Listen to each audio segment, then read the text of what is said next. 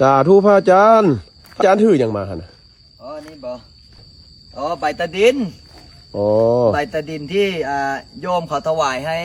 สร้างวัดไม่นะโอ้ดีว่าเจ้าภาพเจ้าศรัทธาถวายให้7,000กว่าตารางเมตรโดยพอดีว่าพระอาจารย์ก็สิสร้างวัดสร้างวาแต่ก็คือสิบ่พอดอกพระอาจารย์ก็ต้อง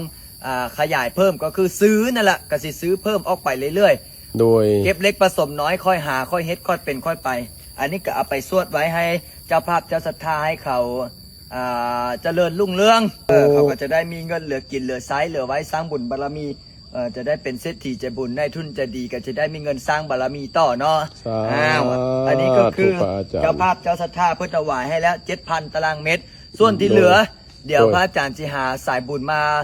ร่วมซื้อนำกันเนาะขน้อยก็จะขอเป็นใส่บุญร่วมเด้อขน้อยเด้อสาธุ